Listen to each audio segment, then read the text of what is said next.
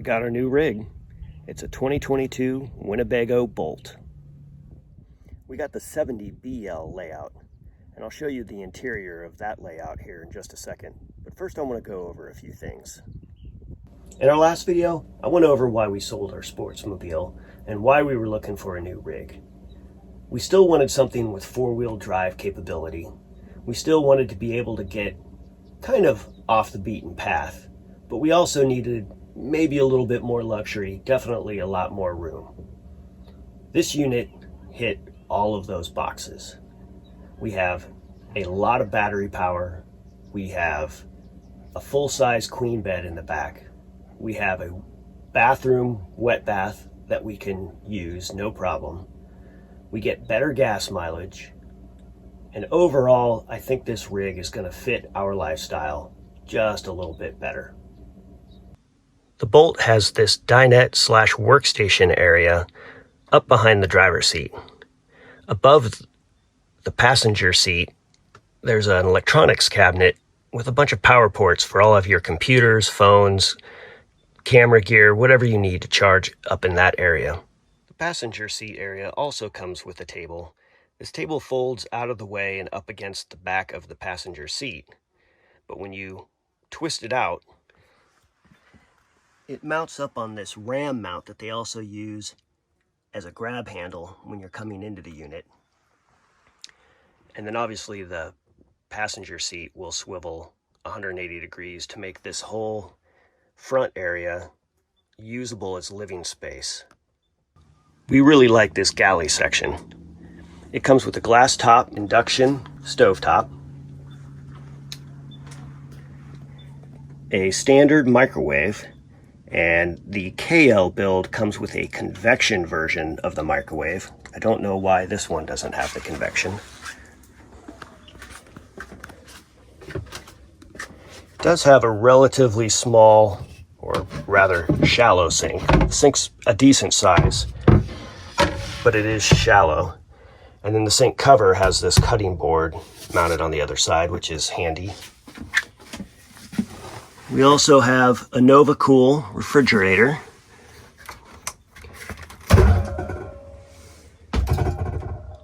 And it holds a decent amount, a lot more than our Sportsmobile did.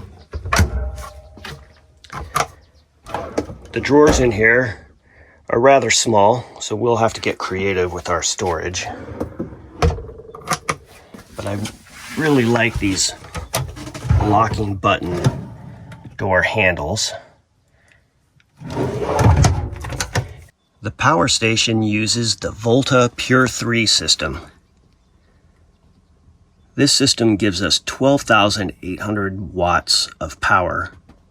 It also has a 3,500 watt pure sine inverter, which means we can run the air conditioner, the TV and the sound bar, the microwave, and the induction cooktop. Everything else, the Truma water heater, the Truma furnace, the hot water tanks, the awning, all of the lights, that all runs off of the 12 volt system.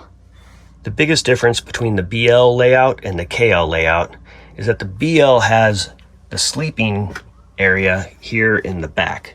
These two benches fold together and make a queen size bed, where the KL, the beds are in the middle and the bathroom is to the rear, and then these two seats are offset just a little bit. They still come together to make a bed, but that end is more that way and this end is more this way, and then you still have to go over your bed to get to the bathroom if you have your bed set up.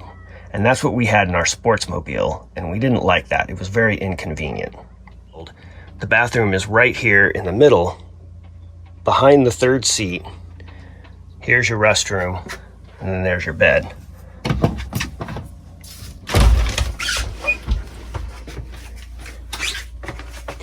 So this is a full wet bath, shower, and it's sealed up much, much better than our Sportsmobile was.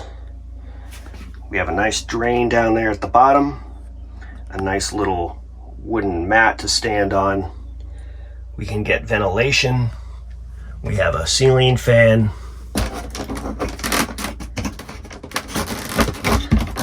I believe this is some kind of deal. You can hang up jackets or whatnot, use this as a closet as well. So really looking forward to using this a lot more than we use the other one in our Sportsmobile. The storage options in this bathroom aren't really the greatest. We have a hook. This basket was supplied, but there's really nothing else. So we're gonna have to get creative and come up with some ideas to make this area a little more usable, a little more storage friendly. Maybe something on the back of the door here. That way when we're taking showers, that the shower curtain clips in up here, this door can stay open, and maybe we can hang up baskets or bins or something here to store kind of our personal items. There is some overhead storage above the driving area. Right now we just kind of have it full of blankets and whatever. We haven't really camped in it yet, but right now we're just throwing up some blankets and whatnot up here. This is the cabinet above the dinette area, and this also has the DC-DC charge station. I'm going to talk more about that at the end of the video. So this was just kind of a quick overview, not really meant to be a full walkthrough. Once we've had the rig for a while, we're definitely going to do a full-blown walkthrough. We already have an appointment to get some accessory boxes and a spare tire carry mounted on the rear of the vehicle. And we're also contacting Agile Off-Road to get one of their RIP suspension kits, some new wheels and tires, so that this will be a little bit more capable off-road. Overall, we're really excited to get out and experience this rig out in the outdoors like we used to with our Sportsmobile. We know we're going to sleep a lot better. We know we can stay cleaner a little bit easier. And I think overall, the three of us, we're just going to have a great time in this rig. Now I want to talk about that charging system that I said I'd bring up later. The big push on this for us was that Volta Pure 3 energy system with all of that usable energy is supposed to charge from an alternator in about 2 hours while you're driving down the road. And I thought that was pretty amazing. It's a big, heavy duty, added on alternator that as long as you're over 1500 RPM, it should charge the system in about 2 hours. The problem with our unit is it doesn't work. We have solar mounted up on the roof. We get no charge to the batteries from the solar, and we get no charge when we drive down the highway.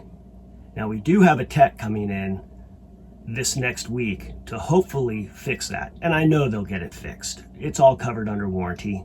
It's just very inconvenient. When you spend the kind of money that these units cost, you kind of want to expect that major systems like this are going to work right out of the gate. Now, I've been in manufacturing my whole career. I understand things happen, but that was a little disappointing. Come on, Winnebago, you guys can step up your game just a little bit. Now, even though the DC charging unit doesn't work, our AC charging unit, our Shoreline, that does charge the unit up. So if we go out for a couple of days, we use the inverter, we bring the battery down, at least I know when we get it home, I can plug it into the garage, and we've got no problem. I can get it charged up. But that kind of limits us to just a couple days of being out on the road. And right now, I really want to be out for a couple of weeks. And if we're moving from spot to spot, this thing should be able to charge itself up. So as I said earlier, our dealer's going to send out a tech, and I'm pretty sure he's going to be able to source what the problem is. Maybe we need some new parts from Winnebago. Worst case, we have to drive to Iowa to the Winnebago manufacturing plant where they have everything in stock, all the techs, everything they need, and it can put this unit back together and get it in working order.